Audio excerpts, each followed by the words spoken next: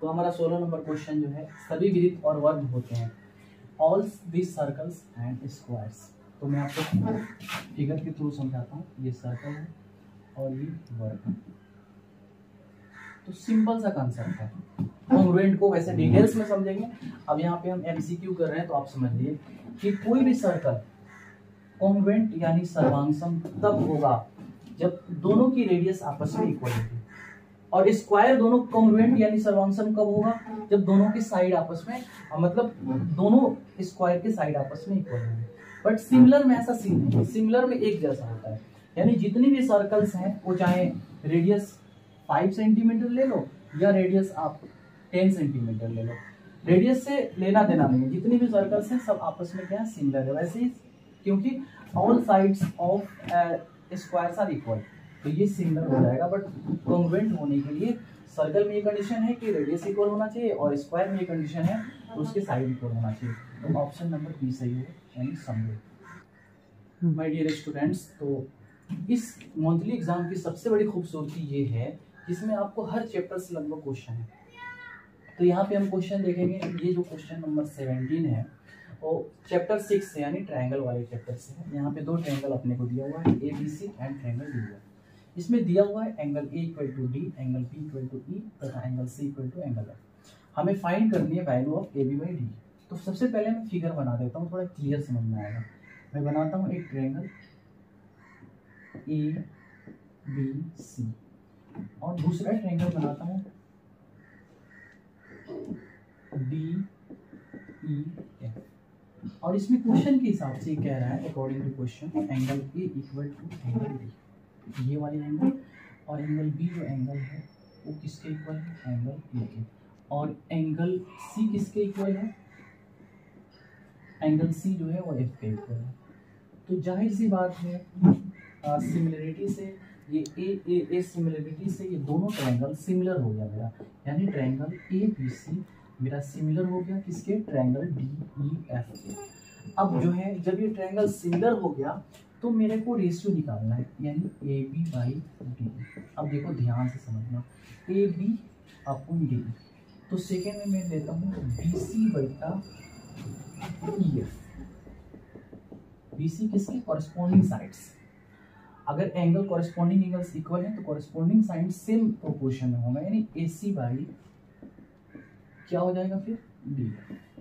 यानी अब ऑप्शन देखिए जरा, BC बटा EF, AC बटा DF, या ऐसे कह सकते हैं CA बटा, तो CA बटा DF यानी FD, ये वाला ऑप्शन हो जाएगा मेरा ऑप्शन नंबर ए, BC बटा EF इक्वल टू CA बटा FD। आप इसको CA बाई FD भी बोल सकते हो, कोई प्रॉब्लम नहीं, CA बाई FD भी कह सकते हो, कोई प्रॉब्लम नहीं।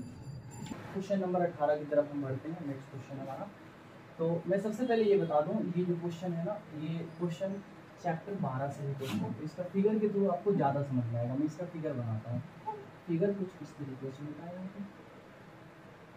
यहाँ पे जो एंगल बनता है ना, इसी को सेंट्रल एंगल बोलते हैं, और ये जो होती है वो रेडियस होती है यहाँ पे। तो कह रहे हैं यहाँ पे त्रिज्यखंड का क्षेत्रफल यानी area of sector. Area of sector का फॉर्मूला होता है theta upon 360 into pi r square. आप ऑप्शन देख लो, ये ऑप्शन नंबर बी सही है। अगले क्वेश्चन के अंदर कह रहा है लेंथ ऑफ आर्क निकालना है। सेम मतलब फिगर तो सेम ही हुआ यहाँ पे, बट थीटा की वैल्यू आपको दी हुई है 60 डिग्री और आर की वैल्यू 84 दिया गया है। तो चाप की लंबाई का फॉर्मूला लिखते हैं, ये फॉर्मूला याद होना चाहिए। चाप की लंबाई यानी लेंथ ऑफ द आर्क, ये होता है theta by 360 into 2 pi r. तो वैल्यू पुट करते हैं, थीटा की जगह पे 60, यहाँ पे 362 इंटू 22/7 और आर की जगह पे 84। चलिए एक जीरो से मेरा एक जीरो चला जाएगा, 6 6 जा 36 और 12 सत्ते होता है 84, 6 दूनी 12। तो देखो 22 दूनी 44 और 44 दूनी 88, यानी ऑप्शन नंबर सी। तो हमारा नेक्स्ट क्वेश्चन 20 है, 20 नंबर क्वेश्चन है। कह रहा है कि आर त्रिज्या वाले अर्धवृत्त की परिमिति होती है। देखो कहीं ना कहीं अगर आप सर्कल की बात कर रहे हो तो एक सर्कल का जो परिमिति होता है यानी पेरीमीटर और उसकी जो सरकमफ्रेंस होती है वो सेम होती है। मतलब अगर सरकमफ्रेंस और परिमिति की बात करें एक सर्कल की तो 2 पाई आर होती है। बट अगर मैं यहाँ पे कह रहा है कि सेमी सर्कल है, सेमी सर्कल मतलब यानी कि अर्धवृत्त, ऐसे इसको खत्म कर देता है। इसकी परिमिति पूछ रहा है तो सबसे पहली बात ये कि इसका जो होता है और सरकमफ्रेंस होगा वो पाई आर होगा। तो पाई आर टोटल लेंथ होता है, यहाँ से यहाँ तक ये हो गया पाई आर, और ये वाला आर होता है, यहाँ से यहाँ आर होता है। तो इसका फॉर्मूला हो जाएगा pi r plus 2r। Option number आपका सी हो जाएगा। ठीक है, आगे बढ़ते हैं। एक समबाहु त्रिभुज के प्रत्येक भुजा की लंबाई दोगुनी कर दिया है। तो सबसे पहले समबाहु त्रिभुज का जो क्षेत्रफल होता है वो होता है √3/4 √3/4 इंटू ए स्क्वायर। तो अगर मैं इसको दोगुना कर देता हूँ यानी √3/4 और ए की जगह पे कर देता हूँ 4a, तो आप देखोगे यहाँ पे क्या बाहर आएगा √3/4 इंटू 4a²। यानी ये 4 को अगर मैं यहाँ पे ला देता हूँ तो ये 4 टाइम्स बढ़ गया इसका एरिया, ये एरिया होता है और 4 यहाँ पे आ गया यानी 4 गुना बढ़ जाएगा। अच्छा, ये मैंने ऑप्शन नहीं लिखा है बट क्योंकि आपको ये फॉर्मूला याद रखना पड़ेगा। 3 into median equal to mode plus 2 into mean, यानी कि ये मीडियन मोड एंड मीन। तो इसके बीच में रिलेशन हमेशा पूछते रहता है, और कभी इसको इधर कभी इसको इधर करेगा। यहाँ पे मुझे बहुलक चाहिए, तो मुझे बहुलक चाहिए तो 3 माध्य माइनस 2 माध्य बराबर क्या हो जाएगा, यानी आप इसको इंग्लिश में क्या बोलते हो, मीडियन बोलते हो, मीन बोलते हो और इसको मोड बोलते हो। यानी नंबर 22 हो गया साहब। तो अगले क्वेश्चन की तरफ हम बढ़ते हैं। हमारा 23 नंबर क्वेश्चन है कि संचयी बारंबारता सारणी का उपयोग होता है, यानी कि क्यूमुलेटिव फ्रीक्वेंसी टेबल कहाँ पे किस क्वेश्चन को बनाने में यूज़ किया जाता है। तो सिंपल आप इसको याद रखिएगा, माध्यिका के क्वेश्चन बनाने में यूज़ किया जाता है। 24 नंबर क्वेश्चन में कह रहा है यदि किसी आंकड़े का मध्य मान यानी कि मीन दिया हुआ है और मीडियन दिया हुआ है, और यहाँ पे अपने को मोड पूछ रहा है यानी बहुलक पूछ रहा है। अब यहाँ पे बहुलक का फॉर्मूला हम लगाएंगे। अभी थोड़ी देर पहले मैंने एक क्वेश्चन के अंदर बताया, ये होगा 3 इंटू मीडियन यानी कि माध्यक माइनस 2 इंटू माध्य, माध्य का है या मीन का है यहाँ पे, तो वैल्यू पुट करता हूँ 3 इंटू 9, यहाँ पे आपका कितना दिया हुआ है, मतलब मीडियन कितना दिया हुआ है 9 दिया हुआ है, माइनस 2 इंटू 8.9 दिया हुआ है ये। तो देखो 3 9 27 हो जाएगा ये, और 8.9 में जब गुना करेंगे तो ये हो जाएगा 2 9 18 हासिल 1 2 8 16 1 17 यानी 17.8। जब इसमें से जब आप इसको माइनस करोगे तो ये आ जाएगा 9.2। आप माइनस करके देख लो, यानी ऑप्शन नंबर सी। अब बात करते हैं क्वेश्चन नंबर 25 का। क्वेश्चन नंबर 25 देखो क्या कह रहा है कि प्रथम 8 अभाज्य संख्याओं की माध्यिका यानी मीडियन निकालना है। तो पहले जो इंग्लिश मीडियम के स्टूडेंट्स हैं वो समझ लें, अभाज्य संख्या मतलब प्राइम नंबर, और प्राइम नंबर की जो शुरुआत होती है वो होती है 2 से शुरू होती है।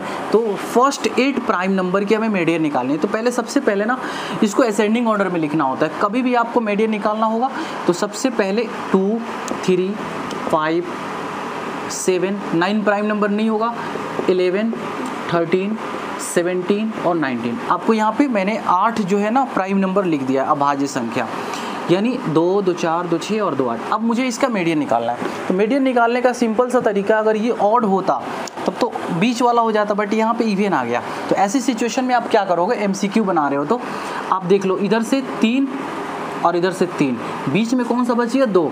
बस कुछ नहीं करो, 7 + 11 को जोड़ के 2 से भाग कर दो, यानी 18/2 बोले तो 9 आंसर।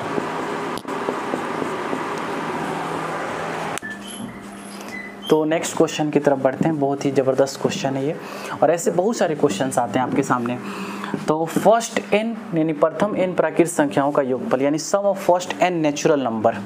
नेचुरल नंबर की शुरुआत होती है 1 से। इसका फॉर्मूला होता है डायरेक्ट n इंटू n + 1/2, यानी ऑप्शन हो जाएगा। यानी एक क्वेश्चन भी आपको इस पे दे रहा हूँ प्रैक्टिस करने के लिए। अगर आपको कहे 1 से 50 तक के प्राकृत संख्याओं का सम ज्ञात करिए, आप इसी फॉर्मूला पे यूज़ करके मेरे को कमेंट में आंसर बताएं। 1 से 50 तक के प्राकृत संख्याओं का योग इसी फॉर्मूले पे बनेगा, मुझे कमेंट में आंसर बताएं आप। चलिए सेकंड क्वेश्चन 27 नंबर क्वेश्चन करते हैं। 2 क्रमिक विषम संख्या यानी consecutive even number, sorry odd number, consecutive odd numbers, यानी 2 कंसेक्यूटिव ऑड नंबर्स का मतलब ये हो गया कि जैसे 3,5 हो गया, 7,9 हो गया, 13,15 हो गया।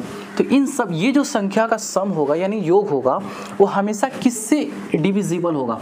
तो यहाँ पे ऑप्शन के हिसाब से हम देखेंगे। ऑप्शन यहाँ पे 4 दिया है, 5, 6, 8 दिया हुआ है। तो अब ऐड करके देखते हैं जरा। इन दोनों को ऐड करेंगे तो 8 हो रहा है, इन दोनों को ऐड करेंगे तो 16 होगा, और इन दोनों को ऐड करेंगे तो 28 हो जाएगा। 3 पे करके चेक कर लेते हैं, बाकी आप चेक कर सकते हो।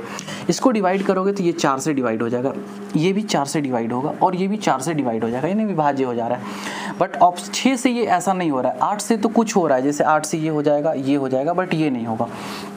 उसी तरीके से 6 से नहीं हो पाएगा। तो इसलिए मेरा ऑप्शन कौन सा हो जाएगा, ऑप्शन नंबर ए। यानी कोई भी लगातार अगर दो भी विषम संख्या को आप एक साथ लेते हो, थोड़ा सा बड़ा नंबर लेकर के देखते हैं, 51 और 53 को लेकर देखते हैं और इसको 4 से डिवाइड करते हैं, तो 3 1 4 और 5 5 10।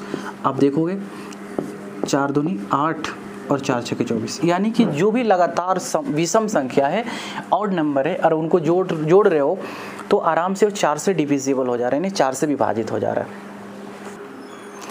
तो हमारे सामने 28 नंबर, 29 नंबर और 30 नंबर क्वेश्चन है, तो इनको भी सॉल्व करते हैं। बाकी सारे क्वेश्चंस आप मुझे इन क्वेश्चंस को देखने के बाद आप मुझे कमेंट करके बताएं कि मैं सब्जेक्टिव क्वेश्चन को भी सॉल्व करूं। हाँ, इसके जो सब्जेक्टिव क्वेश्चंस हैं मैं हर मंथ कोशिश करता हूं इंशाल्लाह कि इसको सॉल्व किया जाएगा। तो 28 नंबर क्वेश्चन को देखेंगे। दो परिमेय संख्याओं का गुणनफल होता है, यानी product of two rational numbers. तो product of two rational number की बात करें, कोई भी रेशनल नंबर होता है क्या, जो p/q के रूप में होता है। अगर 5 × 4 देखें तो यानी 20 होगा। अगर मैं 3/2 और 5/2 की बात करता हूं तो 15/4 हो जाएगा। यानी अगर हम दो रेशनल नंबर को मल्टीप्लाई कर रहे हैं तो कौन सी संख्या मिल रही है आपको, आप देख रहे हो हमें रेशनल नंबर ही मिल रहा है, इसलिए ऑप्शन कौन सा हो जाएगा यहाँ पे, ऑप्शन सी हो जाएगा, यानी परिमेय संख्या। चलिए क्वेश्चन नंबर 29 की तरफ बढ़ते हैं। फिर यहाँ पे एक ट्रिगो का क्वेश्चन आ गया, ट्रिगोनोमेट्री का क्वेश्चन है। sin 30 की वैल्यू, आप मेरे टेबल का वेट करें, मैं टेबल बहुत जल्दी समझाने वाला हूँ। sin 30 की वैल्यू होती है 1/2 और इंटू, यहाँ पे इंटू है, cos 30 की वैल्यू होती है √3/2। आप मल्टीप्लाई कर दो, √3 में 1 से करोगे तो √3 और 2 2 जा 4 हो जाएगा, यानी ऑप्शन नंबर 20 सही है बिल्कुल। चलिए आखिरी क्वेश्चन, बिल्कुल दो समरूप त्रिभुज की संगत भुजाएं होती है, यानी कि corresponding sides of two similar triangles। तो corresponding sides of two similar triangles, यानी अगर मान लीजिए दो ट्रायंगल है आपका यहाँ पे ABC एंड DEF, दोनों आपस में अगर सिमिलर हैं तो इनकी जो साइड्स होंगी इक्वल नहीं होंगी, ना ही व्युत्क्रमानुपाती यानी इनवर्सली प्रोपोर्शनल, डायरेक्टली प्रोपोर्शनल। इनके साइड्स जो है ना AB/DE, BC/EF एंड AC/DF हो जाएगा, यानी ऑप्शन नंबर आपका ए सही है, समानुपाती। That's the end of question. Next मेरा वीडियो जो होगा वो 9th क्लास के क्वेश्चन को सॉल्व करेंगे, उसके बाद से 12th क्लास के मैथ्स के क्वेश्चन को सॉल्व करेंगे। तो wait and watch. Thank you so much.